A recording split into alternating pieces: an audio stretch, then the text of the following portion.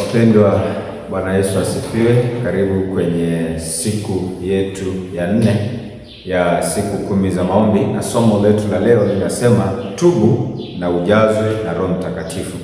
In other words, na maana kwamba kanisa la leo halihitaji mipango mingi zaidi, halihitaji mbinu mpya, linahitaji nguvu za Roho Mtakatifu. Wapendwa, katika siku hizi 10 za maombi, kanisa letu na washiriki wetu wa sasa hawahitaji mambo mapya yoyote yale, wanahitaji nguvu za Roho Mtakatifu. Na Roho Mtakatifu atakapotuingilia kila mmoja wetu, atujaze kila mmoja wetu, hakika hata kazi ya Mungu itasonga, na pia hatatuita katika kufanya toba ya kweli. Jambo la pili, bila Roho Mtakatifu huduma inaweza kuwa kazi ya kibinadamu. Tutakapokuwa tumemkosa Roho Mtakatifu kwa maisha yetu, uimbaji wetu itakuwa ni huduma ya wanadamu. Kazi yetu ya mahubiri itakuwa ni huduma ya kibinadamu. Kuwajibika kanisani itakuwa ni huduma ya nini? Ya kibinadamu. Kwa hivyo ina maana kwamba ili tuweze kufanya kazi ya mbingu tunahitaji Roho Mtakatifu, lakini Roho Mtakatifu hakija, huduma inakuwa ya mbinguni. Kwa hivyo Roho Mtakatifu atakapotuelekeza na atakapokuwa ameingia kwa maisha yetu, Roho Mtakatifu atatuelekeza kila mmoja wetu katika sehemu ya kufanya toba iliyo ya kweli. Jambo lingine, Yesu aliwaambia wanafunzi wake, msiondoke hapa Yerusalemu mpaka Roho Mtakatifu atakapowafifia. Kwa hivyo na sisi pia tunaomba leo hii tusiondoke kwenda maisha haya katika utafutaji wetu pasipo Roho Mtakatifu. Tusiondoke kufanya jambo lolote pasipo na uwepo wa Mwenyezi Mungu. Usiondoke kupeleka watoto shuleni pasipo na uwepo wa nani? Wa Roho Mtakatifu. Usiondoke kuingia biashara pasipo na uwepo wa Roho Mtakatifu.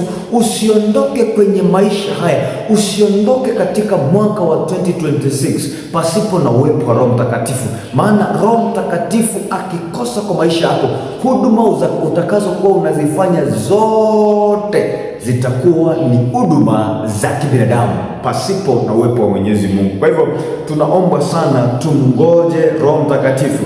Katika Matendo ya Mitume 1:4-5, Yesu hakuwaruhusu wanafunzi wake waende mara moja kazini. Aliwaambia, msiondoke Yerusalemu mpaka ingojeni ahadi ya Baba. Aliwaambia wanafunzi wake, msije mkaondoke mahali hapa pasipo na uwepo wa Roho Mtakatifu. Kumbuka mambo haya, wanafunzi wa Yesu Kristo walikuwa wamejifundisha katika shule ya Kristo. Wanafunzi wake walikuwa na uzoefu wa ufufuo wa Yesu Kristo, ufufuo wa Yesu Kristo, na wanafunzi wake wa Yesu Kristo walikuwa wameelewa huduma za Kristo, na wanafunzi hawa walikaa wakasubiri Roho Mtakatifu katika kuomba, na katika kuomba ahadi zao na ahadi ya Mungu ilitimia katika maisha yao. Na imani nasi pia katika asubuhi ya leo tunapomuomba Mungu, tunaposongea katika kiti cha rehema, ahadi za Bwana zinatendeka katika maisha ya kila mmoja wetu. Kwa hivyo nikuombe nawe pia asubuhi ya leo, tafuta ahadi za Bwana za ufufio wa Roho Mtakatifu. Jambo lingine ambalo pia unafaa ujifundishe, maarifa bila Roho Mtakatifu hayatoshi. Imani bila Roho Mtakatifu haina nguvu. Unaweza kuwa na maarifa mengi, lakini ukikosa Roho Mtakatifu, ndio kwamba maisha yako hayamo. Kwa hivyo maarifa bila Roho Mtakatifu hayatoshi. Imani bila Roho hayafanyi nini? Haitoshi pia na haina nguvu. Kwa hivyo omba sana Roho wa Mungu akakujaze. Akikujaza, you can do exceedingly abundantly as by the will of God. But tunapokosa uwepo wa Roho Mtakatifu in our life itself, we cannot make any change in our Christian life. So tumuombe sana Roho Mtakatifu atufufie katika maisha ya kila mmoja wetu. Wanafunzi wa Yesu Kristo walipokutana mahali pamoja, walikuwa na nia moja. Roho Mtakatifu hakushuka walipokuwa na bishana. Tunapokuwa katika marumbano, katika familia, katika maisha, katika kazini, unapokuwa katika mabishano, marumbano, uwepo wa Roho Mtakatifu haumo. Kwa hivyo wanafunzi wa Kristo hawakuwa wanabishana ndio Roho akashuka. Roho wa Mungu hakushuka wanafunzi walipokuwa na chuki. Roho wa Mungu hakushuka walipokuwa na kiburi. Roho wa Mungu hakushuka wanafunzi wa Kristo walipokuwa na majivuno na majigambo. Hapana.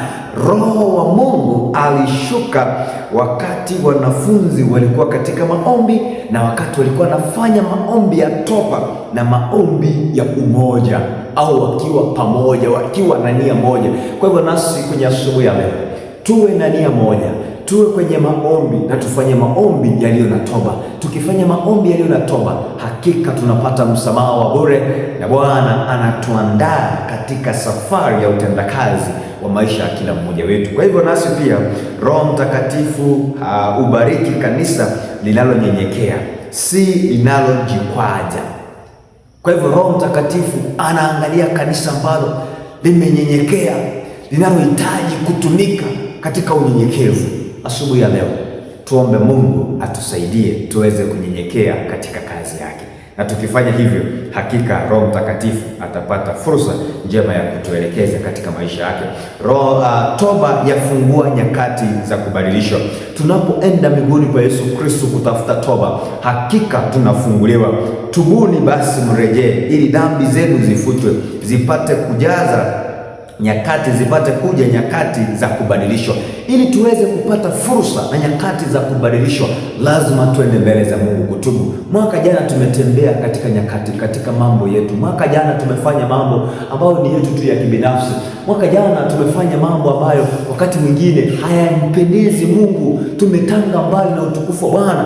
Tukubali sana tukarejea katika miguuni pa Kristo, tukaombe toba. Vile ambavyo Daudi alisimama na akapiga magoti kwa Mungu akaomba toba, Bwana alimsamehe. Suleiman aliomba toba, Bwana alimsamehe. Nasi pia asubuhi ya leo tukienda kwa magoti tukamuombe Bwana, tukazungumze naye, imani Bwana atasikiliza na atajibu maombi yetu na ataturejesha katika utumizi wa kazi yake. Kwa hivyo asubuhi ya leo mpendwa, nawe pia jiulize kwenye asubuhi ya leo, Bwana anahitaji akutumie, Bwana anahitaji akusamehe, ila haujaenda kuomba Roho Mtakatifu. Toba ya kweli inaleta amani ya moyo. Unapofanya toba ya kweli unapata amani moyoni. Unapofanya toba ya kweli unapata amani moyoni. Kwa hivyo unapoenda kwa Mungu unamwambia Bwana, kwa kweli jambo hili nimelikosea, nahitaji msamaha, unapata amani ya kweli na amani ya milele. Ile Yesu aliwaambia wanafunzi wake, amani niwapayo si amani dunia inayowapa, ni amani ya milele. Unapopata toba la kweli katika Kristo unaipata amani ya milele. Jambo la pili, unapata furaha ya wokovu. Unapofanya toba ya kweli unapata furaha ya wokovu. Unapokuja kwa Yesu unajihisi kwamba miguuni pake Yesu, yaani unajihisi kwamba huko miguuni salama, huko sehemu ambayo kunayo nini? Kuna wokovu wa milele. Jambo la tatu, unapata nini?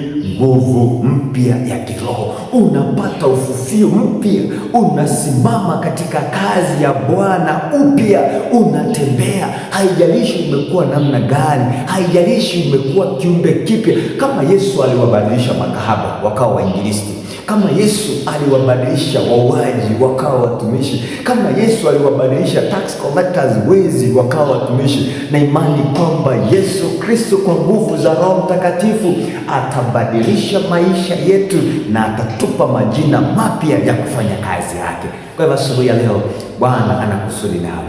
Bwana anahitaji akubadilishe. Bwana anahitaji azungumze nawe, na Bwana anahitaji akupatie nguvu mpya. Ndio maana watu wengi wako kanisani lakini wamekaukiwa rohoni, hawana roho. Ndio maana wanaona dhambi za watu, hawaoni dhambi zao.